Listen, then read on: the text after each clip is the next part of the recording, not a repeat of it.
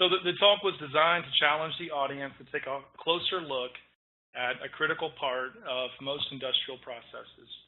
We received some very positive feedback and thought it appropriate to provide the same material in a public forum that could be recorded and shared in hopes of raising the overall understanding of the subject matter. Please understand that we will not be able to delve into the science of heat transfer, gas emissivity, NOx generation, and the origin and operation of traditional analytical technologies as we did in the extended seminars. We will have a time at the end of the presentation to answer as many questions as time allows, and we would be happy to host smaller groups in private sessions via internet meetings or in person if you would be interested. These fired systems are some of the earliest crude processing facilities, and they were known as vat stills.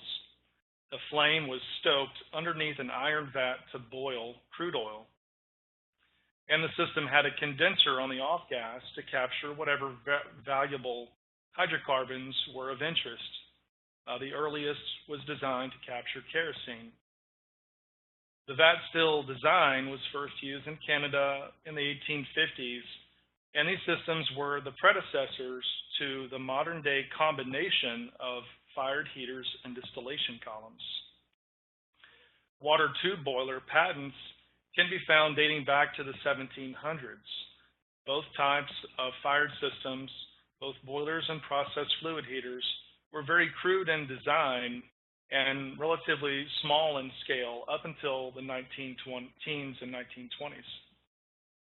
As the demand for capacity increased in the residential, commercial, and industrial sectors, so did the size of the fired systems. This coincides with the understanding of heat transfer and the development of quantum theory and its application to fired systems.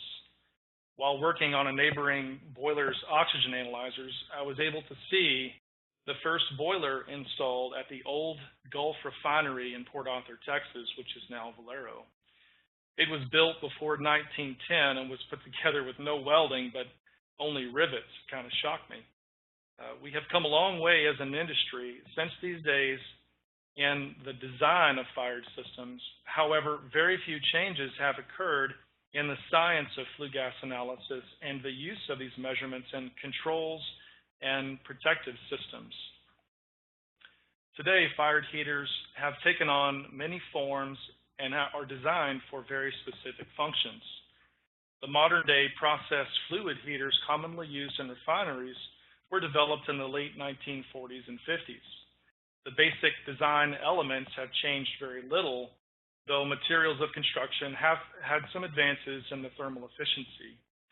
The companies that design them have an intimate understanding of the purpose of flue gas as it relates to transferring the generated heat into the process fluid, whether it's used for vaporizing, cracking, or just heating. This understanding of the impact of flue gas composition is largely lost between the heater designers and the people that are actually operating them.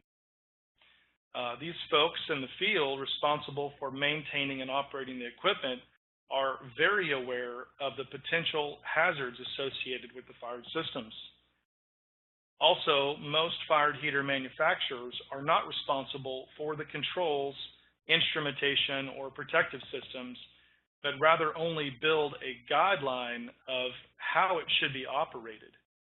This missing link between an ideal design and antiquated approach to controlling the equipment has only recently been addressed. While boiler codes such as the NFPA 85 go into a great deal of detail on how the equipment should be designed and maintained, there is very little information on how the flue gas should be instrumented, controlled, or used as part of a control system or protective system.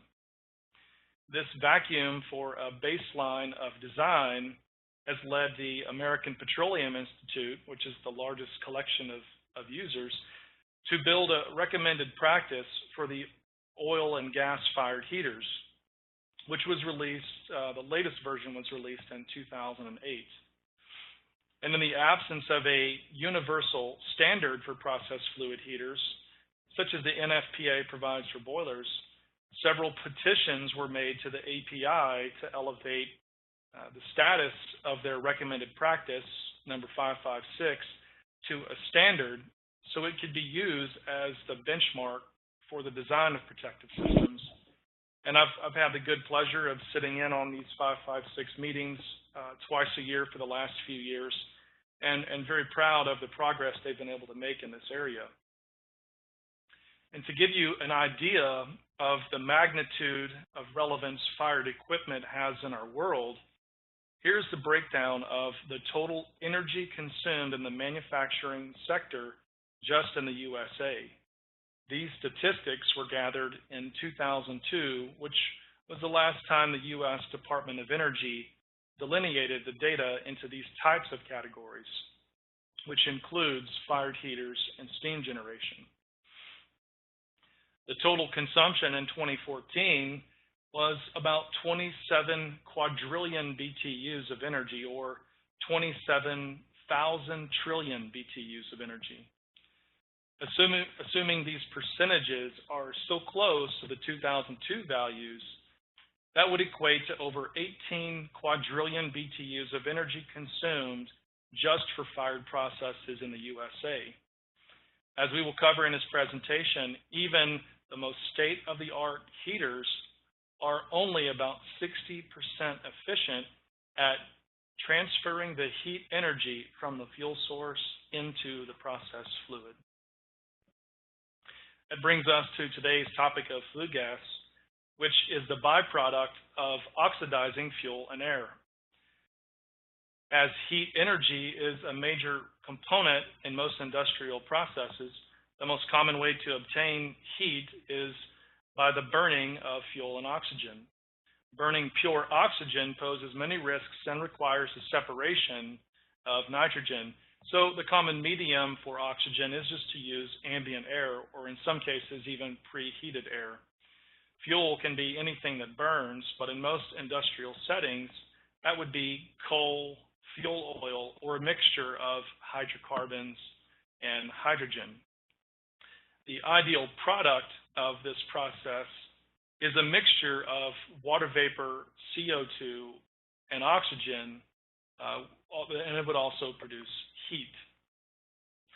CO2 and water vapor are the critical gases in the mix that actually radiate the generated heat. Nitrogen and oxygen do not absorb or emit any substantial level of heat energy, and increasing their concentration in the fuel-to-air ratio would only dilute the flue gas.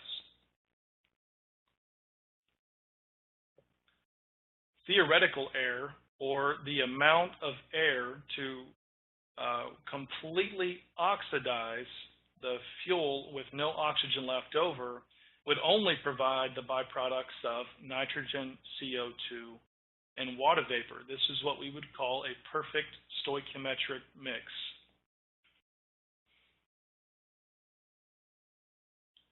What you should see in the field are systems running with a minimal value of excess oxygen, as is the intended operation of the system design.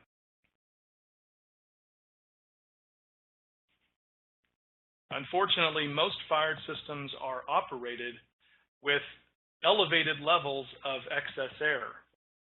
Nitrogen and oxygen dilute the water vapor and CO2, and in high levels react in and around the flame to form NOx, which is a heavy pollutant.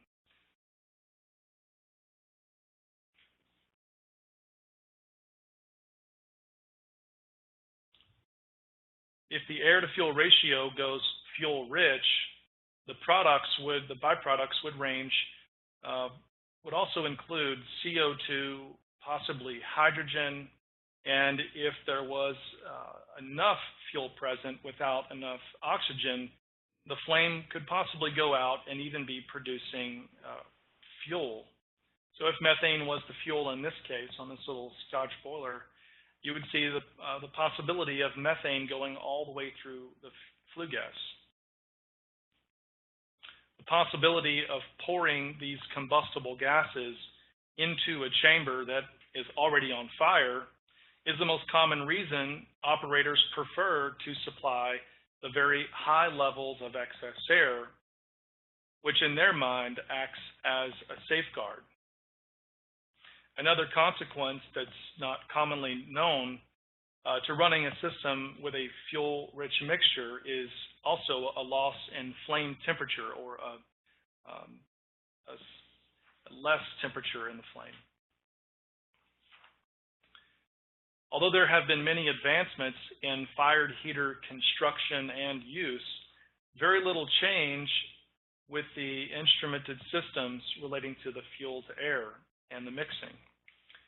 When fuel systems were first on the industrial market and sized accordingly, fuel had a very consistent air demand, as it was either a constant flow of pulverized coal, fuel oil, or natural gas. As industrial facilities grew in size, many of them learned to capture the off gases around the plant and mix it into the fuel.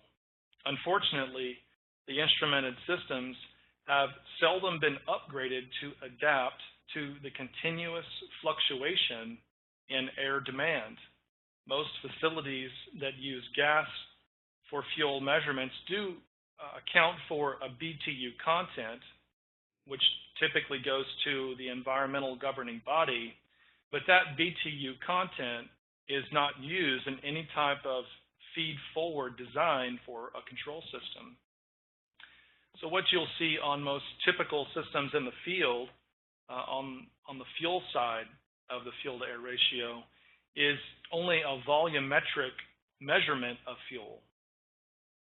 And there's also a control valve that's typically controlling the pressure that is manipulating the amount of fuel delivered to the burners.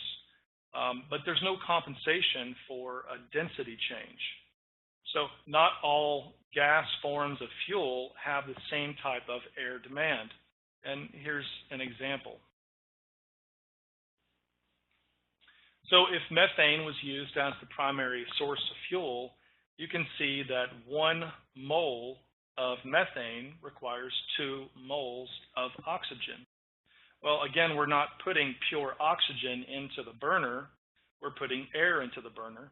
So subsequently, 1 mole of methane requires about 9.5 moles of air. Well, if the system were to go propane rich, which does happen in refinery settings, propane, 1 mole of propane, requires about 5 moles of oxygen.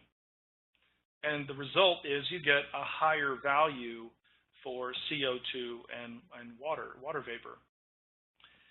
And 1 mole of methane would require 23.8 moles of air.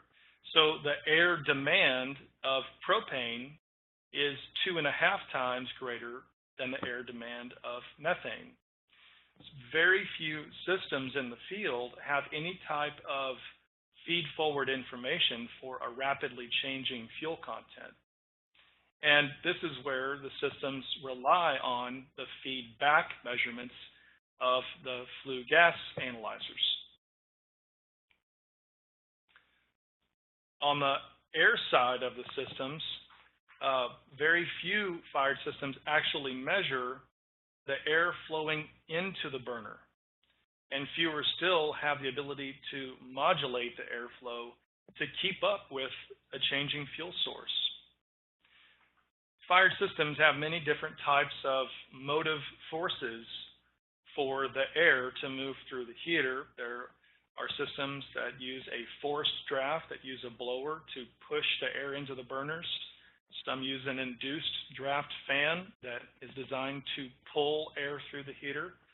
A balanced draft system would have a fan both on both sides, on the high and low side of the heater, to create a constant flow in both directions to pull air through the heater.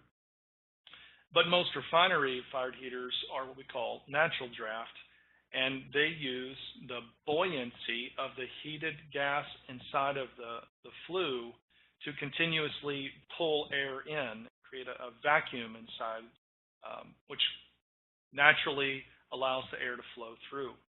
In all cases, there are some typicals. And one of those is, again, that there's no air measurement of volume of air flowing into the burner. So, like I said earlier, there's no density, no mass flow of fuel going into the burner, nor is there an airflow going into the burner. And on most systems, the mechanical controlled elements used for manipulating the airflow have to be manually adjusted. So on a natural draft system, you would have an air register at each burner, and the register would be opened or closed to a certain position to allow an airflow through. And the damper would be on the stack, and the damper would be used to create the necessary pressure inside. I've seen it many times in the field where the operators think that they should be using the damper to control the airflow, when it's the inverse, that the register should be what the final control element used to change the airflow. So whenever you change, let's say you wanted more air going into the heater and you opened up the stack damper, what you're doing is creating a lower resident time of the flue gas inside the heater. So while you are generating more flow, you get less heat transfer because the flue gas is inside of the chamber for a shorter amount of time.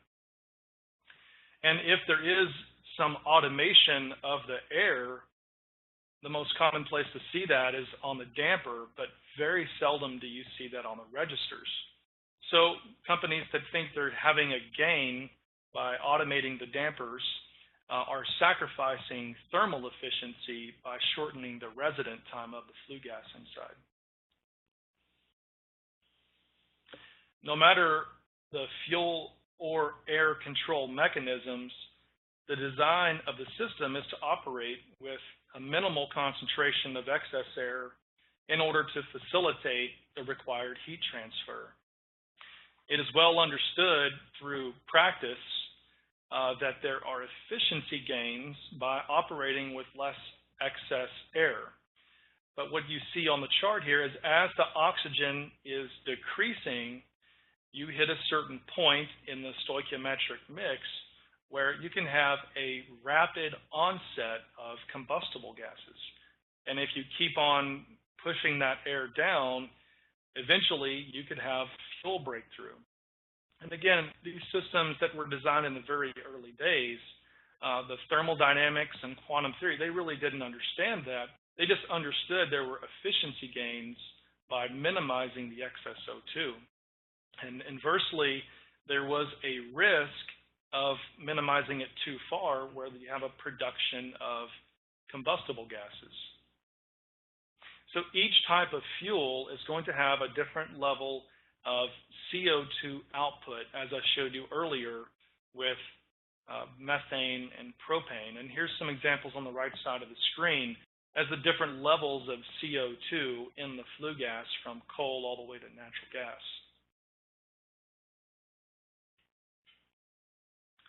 This may help you visualize the dilution of CO2 and water vapor when applying more excess air. So what you see on the bottom of the screen is the excess O2 from 1% all the way to 10%.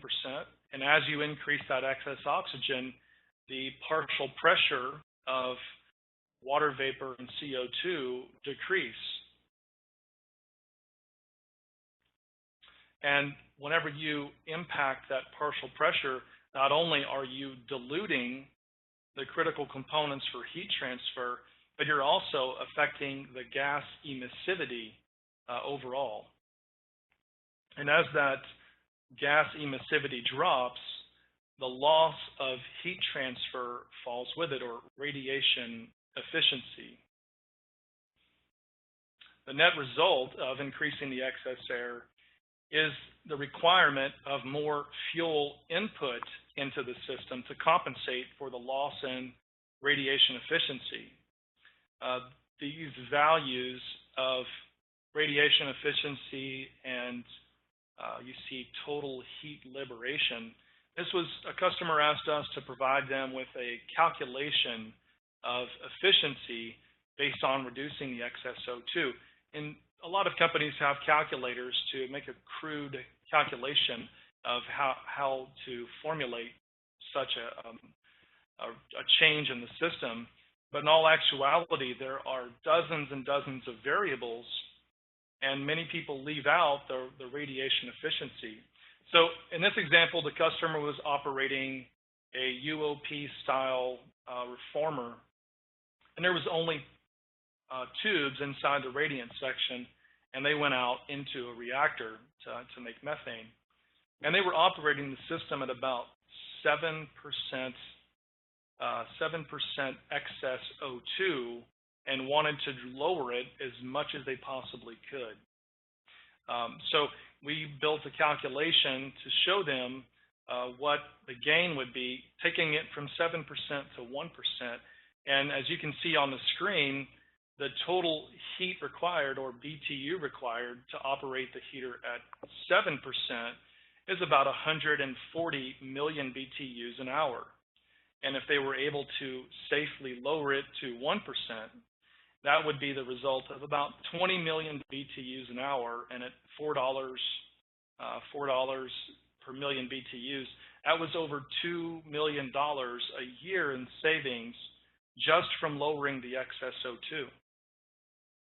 Now, this does not take into account the thermal efficiency gains on throughput.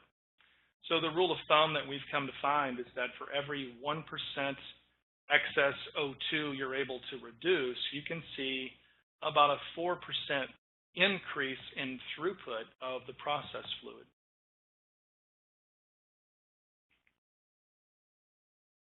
So the API wanted to build some very generic terms on where to set this magical O2 set point. At these seminars, I would ask the room, where should the O2 set point be on a process-fired heater? And we would go around the room, and you would hear 3%, 2%, 1%, 5%. And if you were talking to the operator, they might say 8%. But in all actuality, there is a way to come up with a both efficient and safe means of evaluating where that O2 set point should be for every type of fired heater. So some of the language that they use in this API 556 is that in order to determine the O2 set point, you should do a combustibles breakthrough check. So that means manually lowering the air to find a place where the combustible breakthrough occurs. And there's many variables that would impact where that's going to happen, and they include tramp air flow rate, condition of the burners, fuel gas composition, bridge wall temperatures, but it also includes wind fluctuations, wind direction, barometric pressure, and potentially operator error. So as I say, the combustible breakthrough would typically occur between 0.5 and 2.5%, but it could be outside of that range. So once you find that value where combustible breakthrough occurs, then you need to establish the O2 set point. So finding the breakthrough doesn't give you the set point. That just gives you the point where you know you're producing combustibles. Finding the set point, you should have some evaluation of the overall system to determine that if you had a process step change, a change in the load or a change in the process, you would be able to have sufficient time to correct the combustible occurrence if it were to happen. And also that in a properly designed system with fast responding diagnostics for flue gas, it is acceptable to operate them at less than 1%. So this has been very shocking to several people we've worked with. But we, Yokogawa, have over a dozen systems worldwide where a very large-scale heater is operating at less than 1%. And we have several customers who have done their own controls and have all the proper diagnostics and layers of protection to safely operate even steam methane reformers that are over 200 million BTU an hour systems. So here's an example of what that process would look like. This was a client very early on in our development of the TDL technology, and they were wanting to determine what kind of efficiency they could squeeze out of a furnace before making any modifications, before buying new burners, before coating the tubes, before they were even potentially going to replace the entire convection section, hoping to get some more throughput. So they normally operated the heater at about 4% excess O2, and as you can see from the test, as they lowered the excess O2, when they get below 2.5%, there started to be a little bit of CO generated. And whenever they hit about 1.5%, you see a very large spike in the CO production. So this proves to them that they can safely operate the heater around 2% excess O2, and they would have to evaluate the overall response time of the system to determine what type of margin they would have to put on top of that value.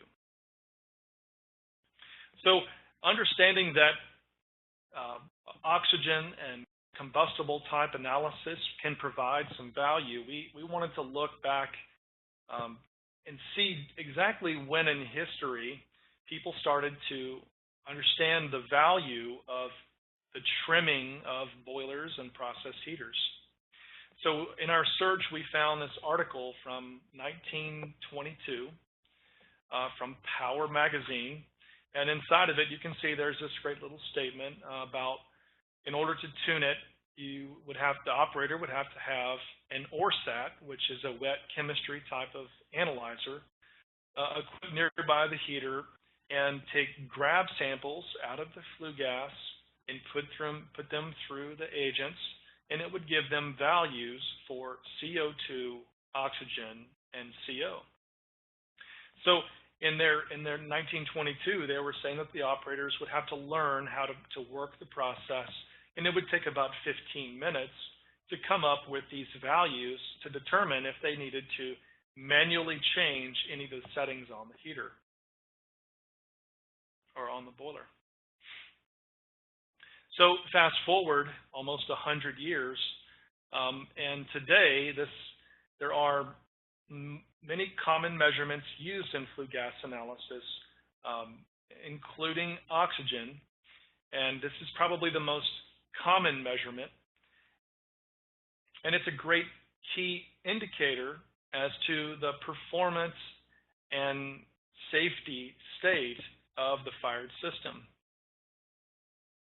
Most common technologies used on fired systems are paramagnetic, zirconium oxide, and now we're seeing a lot of these tunable diode laser spectrometers used in oxygen. The paramagnetic is primarily used for emissions monitoring. These analyzers require that you pull the sample out of the furnace and remove the moisture content, and that creates a bit of a volumetric error, but that's typically okay for what why they're using them.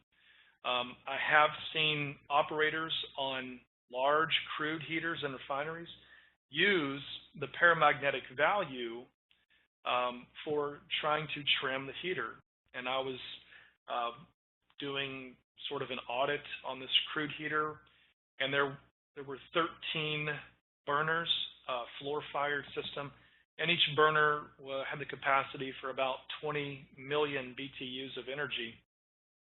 And we had tunable diode lasers installed inside of the radiant section. So the O2 measurement at the stack on the paramagnetic was reading about 2.3% excess O2. And I crawled up on the heater and saw that the TDL O2 value was 0.7%. oxygen. So I scrambled off the heater, went and found the operator and said, "You're probably not in a safe state. Would you come take a look at the heater?" Well, we found that one of those 13 burners was fouled, and the flame was coming out 90 degrees to the burner and shooting a flame that was impinging on all of the tubes on the side of the heater. So again, the methodology for paramagnetic analyzers isn't typically recommended for using it for trim control. So most commonly, oxygen measurements in general are just used as a monitor or as a health check indicator for the operator. And if there's some value that's out of the permissible limit, typically there's an operator response. Sometimes oxygen analyzers are used for closed loop control. This is typically used in conjunction with a air to fuel ratio controller with an airflow measurement going into the burner, but not always. The most common measurement other than oxygen has been what we refer to as combustibles. The original analyzer sensors used in flue gas analysis were developed for the safety of personnel in mines, which was a giant scientific leap compared to lowering a poor canary down into their possible demise to find out if there was sufficient oxygen or any toxic gases. And what you see on the top right of the screen, this is a very elementary concept of what we would call a catalytic bead, where you have one bead that's doped with a catalyst and another bead that would be used as the reference bead. And it would be held at a temperature at which the target gas would oxidize. And the most common gas that it's trying to key in on would be CO. So in most cases, these are held at the temperature at which CO reacts and or oxidizes, and this is why it's most commonly called a combustible analyzer. So the common uses for this technology are usually an indicator for an upset. They're not, you can't really diagnose which type of upset event has occurred, but it does give you an idea that there's something going wrong inside of the heater, because this type of sensor can't distinguish between CO, which would be the consequence of incomplete combustion, and hydrogen or methane, as that would typically indicate a loss of flame. Sometimes we have seen these tied into safety instrumented systems, but it's a very rare exception. There are some analyzers that have the ability to measure CO specifically, and the most common devices are infrared photometers, and the most common infrared photometer you would see would be installed on the stack of a fired process, as they have an upper temperature limit of about 300 degrees C and a maximum distance of about 30 feet. So installing one of these inside of a firebox just isn't feasible with the type of technology it is. And another is laser spectrometers. And there's different types of lasers that can be used, from distributive feedback to VCSEL to diode lasers, quantum cascade lasers, intraband cascade lasers. But all of these typically can be tuned to a CO-specific wavelength. And these technologies have only been around for a couple decades and commonly used in the last couple decades. But again, the CO-specific measurement can be used as an indicator of some type of upset condition. If you were to look at a type of fault tree analysis, you would see that there are many potential sources of the type of upset that would lead to CO being generated in the flue gas. The most common use, I've been involved with hundreds of these types of spectrometers used for CO specific, but the vast majority of them are just used as a monitor that puts in an alarm to the DCS for an operator to respond. Sometimes we have used these, tied them directly into a basic process control system as an override to fuel pressure. So again, the pressure of the fuel delivered to the burners is modulated with a control valve. And if there were some type of upset in the system and CO was generated, it's a very basic algorithm to use this as an override to that fuel pressure. And sometimes customers have even used the CO specific measurement as part of a larger cross-limiting control to auto-tune the fired system. Another type of flue gas measurement that has become more relevant of late is methane specific. So again, the combustible analyzer is not necessarily tuned for methane. Though you see on the screen there are catalytic bead and thick thin film technologies that can be tuned to methane. Just because it's called a combustible analyzer does not mean that it will pick up methane as part of the sensor response.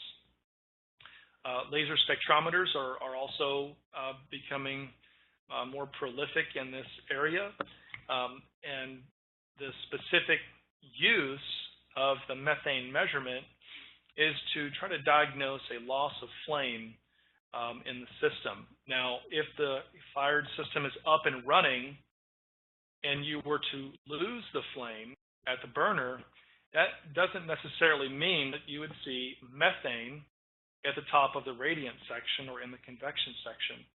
The auto ignition temperature for methane is about 450 degrees C. So if raw fuel were to enter into an environment above that temperature, there would be sufficient heat energy and oxygen to continue to burn the flame. And methane-specific measurements have also been used as a startup permissive on purge cycle. So if you're not familiar with the startup procedure on a boiler or fired heater, before they light off the pilots, they typically purge it with steam. And this is to remove any potential fuel gas that might be in the system. So the methane-specific measurement, we've seen it more common now, where they use the methane value to determine that the purge cycle was effective.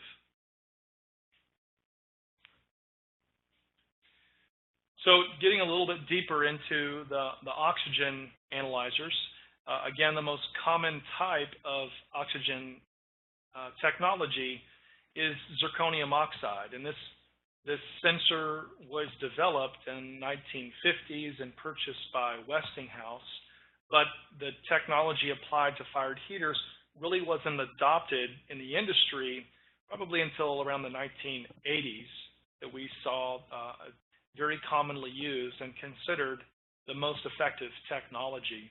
And there was a lot of reasons why this technology was popular. One, it was relatively low cost. What you'll see in most, especially refineries, you'll see a distillation column with layers and layers of instruments and advanced control, and next to it is a fired heater with maybe one control loop. So very little money has been invested in these fired systems, but fortunately, these zirconium oxide analyzers came in very reasonable cost, and were also very reliable, and one reason for that was this was a solid state sensor. So what you're seeing on the screen are a few different varieties of how the sensor would be exposed to the flue gas. The sensor does have to be held at about 700 degrees C for it to operate with the most efficiency. They will be able to measure oxygen at lower values than 700 degrees C. It's just not as effective, it doesn't have a good sensor response. So the API wanted to be very clear that there are some concessions or concerns with the use of zirconium oxide for flue gas analysis. And then these two statements show one of the most critical times in measuring oxygen as part of a protective system is if you go sub-stoichiometric or fuel-rich and start generating fuel potentially, or even CO. And what it says here is that if you do have hydrogen, CO, or even methane, it has a potential to mask and malfunction low the true O2 value. And that has to do with these components actually oxidizing in and around the sensor, consuming the oxygen and causing that false low value. Another aspect of zirconium oxide sensors is that they require a reference air, and that's typically used with instrument air. If the facility uses nitrogen to back up the instrument air, and the instrument air goes down and the plant switches over to nitrogen, all of your zirconium oxide analyzers would fail high. And if they're tied into a closed loop system and you have a malfunction high, there's a potential that it would actually drive up the fuel pressure to overcompensate for what looks like to be too much excess oxygen in the system. And probably the most important component is that oxygen analyzers do have, in most cases, a heated zirconium oxide probe. And that sensor is a potential ignition source. So they list some mitigation options to try to mitigate the potential hazard of that spark plug causing an explosion inside the heater. But this has been the point of much consternation, especially in the boiler world with the NFPA. And Dow Chemical learned this and made a great publication at the Ethylene Producers Conference. I guess that was about 8 years ago, where they had an ethylene furnace, a very expensive fired asset, that was turned off for maintenance, but they had a zirconium oxide analyzer in the stack, and it even had what we call a flame arrestor on it. And the flame arrestor is a sort of centered metal designed to diffuse any potential fire around the sensor. Well, the sensor was left on, so it was up cooking at 700 degrees C, and there was a flame arrestor, which was designed to be a layer of protection. Well, they had a leaking fuel valve inside of the heater, and it filled the entire flue up with fuel gas. And the investigation showed that they determined that it was the zirconium oxide sensor sparked the explosion even with a flame arrestor. So the NFPA has built some language into the NFPA 85, and the language has changed a few times in the last few years. So back in 2012, their language said that users should use flame arrestors. So we started selling, hundreds of these analyzers into the market, and almost all of them had flame arrestors on them. And it wasn't, but a few months later, we started getting a lot of phone calls. And in the document, in the NFPA 85, they did not mention that the flame arrestor would impact the T90 response time. What was a T90 response time of 5 seconds without the flame arrestor could be up to a minute or two, depending on the condition of the flame arrestor.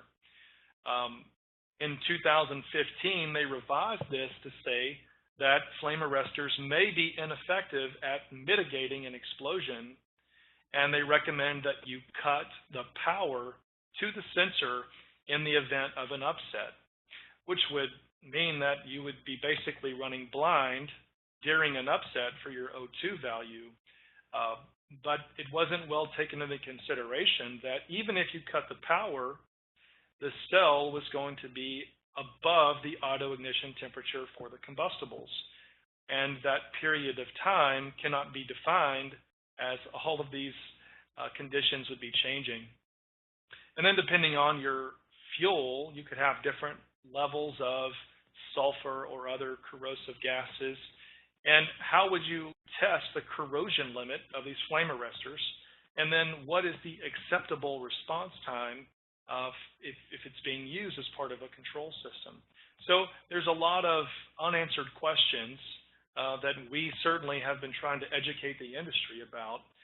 One of the systems we have come up with was to have a system that would automatically isolate the heated sensor from the process if you did have an upset. So what you see is an oxygen probe attached to basically a closed couple bypass or slipstream where the sample is motivated via an eductor and continuously pulled out of the process and swept across the zirconia probe. And if there's any type of upset in the system, you could send a signal from the control system or a safety system that would automatically shut a pneumatic valve. So this is being implemented more and more, and now the cost of what was a relatively inexpensive oxygen sensor, now that cost has increased tremendously. So the other type of, again, commonly measured flue gas is what we call combustible, and the API wanted to make it very clear that there's a difference between CO and combustible. So in their statement, they spell out that the sensor response is calibrated to CO, but is not specific to CO. Hydrogen does have a response factor, but it isn't as strong as CO. Methane has a very small response factor for the temperature where CO is tuned. So the API wanted to put out some language on these potential concerns, and you can see here that the catalytic bead or hot wire technology, well, it's oxidizing the combustibles on the sensor. In order to do that, you have to have oxygen present. So if the heater is running substoichiometric and there's not enough oxygen present and you have combustibles, it's saying that you actually might report a lower than actual value at low oxygen concentrations. Well, certainly this is in the unsafe direction, and manufacturers have attempted to put in some safeguards. One of the safeguards would be reference air instead of using the oxygen in the flue gas. And again, since methane cracks at a higher temperature, it requires a separate sensor tuned specifically for that constituent. Combustible analyzers also are a potential ignition source. So if you're using this device as a layer of protection, you should probably understand that the sensor is heated above the ignition point of the fuel gas in many cases. So this also would require flame arresters and potential isolation. And also, the manufacturers do publish a T90 time, but they don't tell you exactly what the step change is associated with that T90 response time. So while they would have a T90 of 20 or 30 seconds at a percent level change, it may not be indicative of a ppm level change. So the TDLS platform is an adaptation from filter photometers that were used across the stack, and these types of platforms were first applied to fired heaters on the stack for measurements such as HF, HCl, and ammonia. Dow Chemical had the idea to adapt this platform to an ethylene furnace. And there are many advantages of this type of platform, and really can't get into all of those today. But the development of the platform for ethylene furnaces was part of a Department of Energy program launched in 2007. And it's a very detailed report that goes into a lot of specifics about not only the TDL diagnostic, but other advanced diagnostics and the control algorithms used to automatically tune furnaces, fired heaters, and boilers. So in 2007, the API invited Yokogawa to give a presentation to the committee, and there was about 150 people in the room and representatives from most major companies. And they weighed the information that we presented and decided to include it in the latest revision of the 556, which was in 2008. So they wanted to spell out that the laser-based technology was not an ignition source, and also did not require reference error. And no matter the step change, has a response time of under 5 seconds and can shoot over spans of over 100 feet. I think the longest we've done is about 96 feet. And also, when controlling the fired heater's air-to-fuel ratio near that magical CO breakthrough point, it's recommended that you use an infrared or laser-based specific measurement. So I know we're on a timetable here, and we want to get some questions in. So I'm going to briefly go over the placement consideration for these flue gas analyzers. So the most common place with traditional technology was to put the point sensor either down inside of the radiance section or up inside of the stack. And different design considerations would have to be considered, but there are different types of distribution errors associated with both techniques. If you put the analyzer in the stack, there's a potential that air would leak through the convection section and increase or elevate the O2 value over the actual value of the flue gas. And CO does burn. It's a combustible gas. If you have CO in the radiance section, it doesn't always necessarily make it to the stack, as it would be burning inside through the convection section.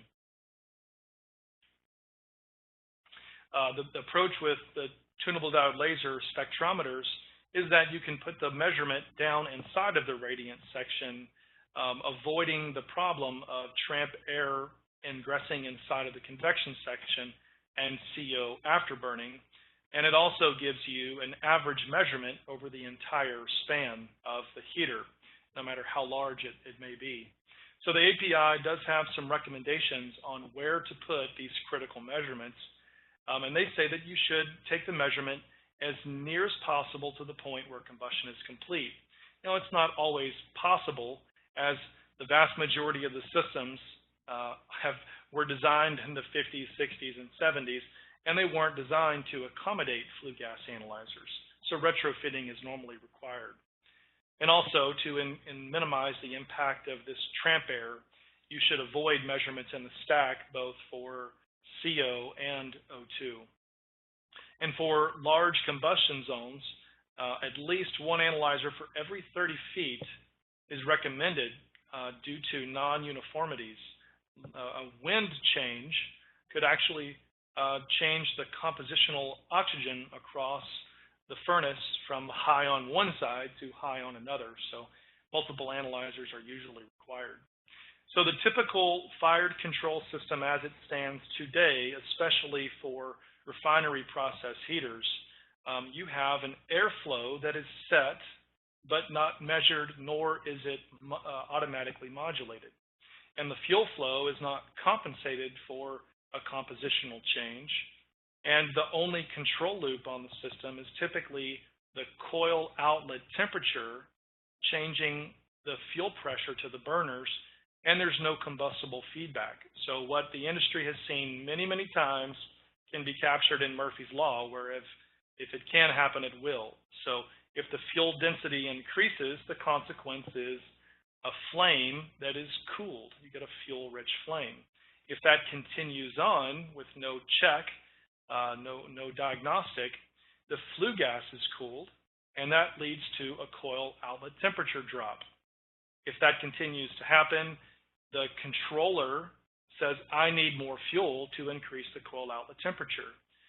And more fuel is delivered to the burners, the flue gas is cooled more, and this cycle will continue till something happens. And that something is typically a detonation of an accumulated combustible composition inside of the heater. And after detonation is deflagration. So a very simple approach to address the accumulation of combustibles inside of the flue gas. Nova Chemical wrote a great paper, again, at the Ethylene Producers Conference. And at the end of their paper, they surmised that a very gradual decrease of fuel pressure is recommended rather than a sudden stop or even cutting the fuel off to the furnace.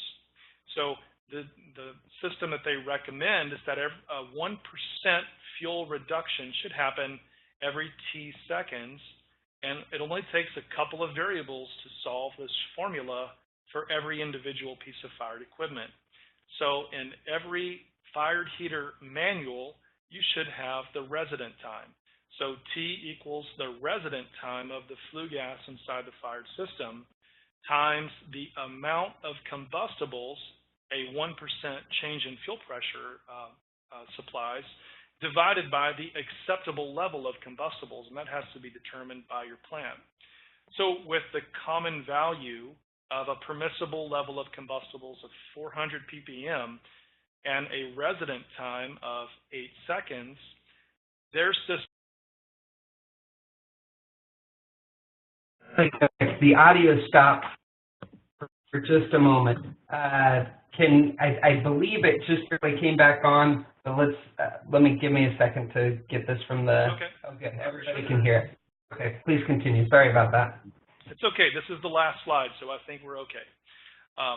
But again, this simple CO override algorithm, we were able to prove 13 times in a 30-minute time span, where we were manually trying to force up the fuel pressure to lower the excess O2, and whenever the CO level hit 40 parts per million, the override automatically adjusted the fuel pressure down at the necessary interval. So I know we've covered a lot of topics today. I really appreciate your interest in the subject matter. It is very close to my heart. My best friend growing up, I would go to his house as a kid every day, and his dad had severe burns all over his body. And as a young child, I never questioned what happened. Later in life, when I was up in my teenage years, I finally asked him what caused the burns, and he said he was an operator at a refinery, and they had some instrument producing faulty signals on a fired heater.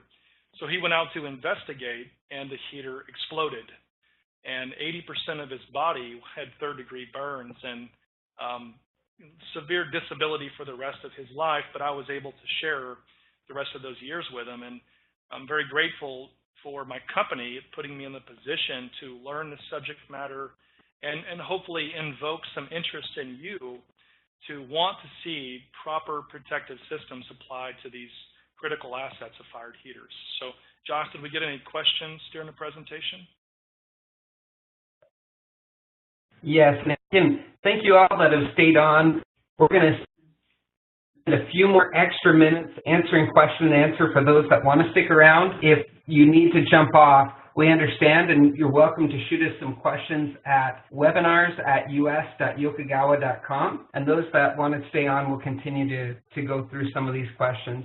The first question that I have for you is, why wouldn't you trip a heater if there was a high volume of CO present? That's a great question. So CO does not mean or is not indicative of a flame out situation. So if you're producing CO, that means you should have flame still occurring in the burner. If you have a large mass of combustible gas inside of the flue, inside of the convection section, and you were to cut the flame altogether, that would not stop cold, fresh air from rushing into the system. So you have the three parts of a fire present. You have a high temperature of the flue gas, you have a mass of combustibles, and whenever you cut the flame, you introduce a tremendous amount of oxygen into the system. So best case scenario, you have a minor detonation inside of the system. Worst case scenario, you have a major detonation. So this is why NOVA surmised that the slow reduction of fuel pressure was a more effective approach, a safer approach, than tripping the fuel altogether. Perfect. Okay. We also have another question for you. Can the TDLS measure O2 and CO with one sensor? That's a great question. So there are no sensors available, no laser sources available that can measure the necessary range of spectrum. O2 absorbs energy at 760 nanometers, and the near-infrared CO absorbs at 2300 nanometers. The bandwidth on these lasers is only like 1 or 2 nanometers total. So to get from 760 to 2300 with one laser is impossible. There are examples such as the CO measurement we can make with our TDL, where we can measure CO and methane simultaneously with one device, but that's because the peaks are very close. And when I say very close, fractions of a nanometer apart, so we can tune the laser over both peaks of interest and provide outputs for CO specific and methane specific at the same time. Great. Thank you. I've got one more for you. It says, is it okay to measure CO in the stack? Yeah, well, the API addresses it, but they don't go into a lot of detail. I've got a good visual illustration of the potential for the CO gas residing inside of the convection section. So the API says specifically that CO should not be measured in the stack for the potential of afterburning. So as I mentioned, CO will oxidize in the presence of heat and oxygen. The temperature at which it will oxidize is over 900 degrees. So as in this ethylene furnace, it's operating at almost 2000 degrees. So the temperature is very high, and as the temperature profile moves through the heater, there's a potential for that CO to burn until it reaches 900 degrees C. And as also you can see on this computational flow diagram, not all the particulates have a laminar flow through the system. So it really depends on where the burner is fouled inside the system as to how fast it would reach the stack. So it is not a recommendation by the API, and certainly we don't advocate it at Yokogawa either. Okay. I've got a couple more for you. They're kind of trickling in, and if you guys have more, please continue to send them, and if we don't have time, we'll make sure to reach out to you individually. But here's a couple more questions for you. We have, is it the first step for changing zirconia type? Would it be a TDLS measuring CO? That just depends on the operational goals. Yeah, my opinion, I've been exposed to this quite a bit. I do think there's a lot of more value in the CO measurement than the O2.